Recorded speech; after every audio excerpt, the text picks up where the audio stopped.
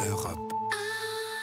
François Clémenceau pour l'International et la conférence internationale pour la reconstruction de l'Irak a démarré hier. Elle va s'achever demain au Koweït pour faire le bilan de ce que les grands donateurs vont mettre sur la table. Sauf que la reconstruction n'est pas que matérielle. Oui, c'est le Haut Commissariat aux réfugiés en Irak qui l'a dit hier de façon très simple. Dans cette affaire, on ne parle pas uniquement de briques et de ciment, mais de reconstruire aussi des communautés. Autrement dit, on aura beau aligner toutes les promesses de dons ou de prêts pour que l'Irak rebâtisse ses villes, ses infrastructures, ses industries. Si les réfugiés ne reviennent pas, si les sunnites, les chiites et les kurdes ne s'entendent pas, si le projet politique national n'inspire pas confiance, tout l'argent du monde n'aura que peu d'effet. Or, il reste encore 2 600 000 réfugiés à l'extérieur du pays ou toujours déplacés à l'intérieur de l'Irak. Et on a bien vu, lors du référendum kurde fin septembre, que le gouvernement central de Bagdad n'était pas prêt à renoncer à sa souveraineté sur la totalité du territoire. Quant aux sunnites, ils sont toujours malmenés dans un processus politique qui n'est pas suffisamment inclusif pour inspirer confiance.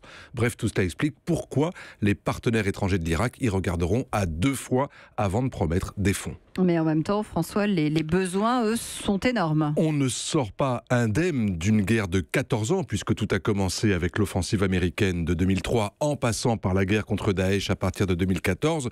Le Premier ministre irakien Abadi parle de 80 milliards de dollars, son ministre des Infrastructures de 70 milliards, mais dont il exige un quart tout de suite pour faire face à l'urgence. Dans certaines zones du pays, il faut tout refaire, déminer, réhabiliter. On ne parle pas uniquement de bâtiments, mais aussi par exemple de campagnes de vaccination ou de gynécologie pour les femmes, ou de retravailler la terre devenue infertile. On estime même que 40% des ressources agricoles du pays ont disparu avec ces guerres successives. Et du côté des donateurs, quel est le rôle de la France? On est quoi, solidaire mais prudent? Alors, Jean-Yves Le Drian s'est rendu à Bagdad et à Erbil avant d'arriver au Koweït aujourd'hui. La France a déjà prêté 430 millions d'euros à l'Irak l'an passé, mais le ministre estime que l'Irak devrait pouvoir financer une partie de sa reconstruction sur ses fonds propres grâce à la manne pétrolière qui est de retour. Mais Le Drian regarde surtout l'ardoise avenir de la Syrie.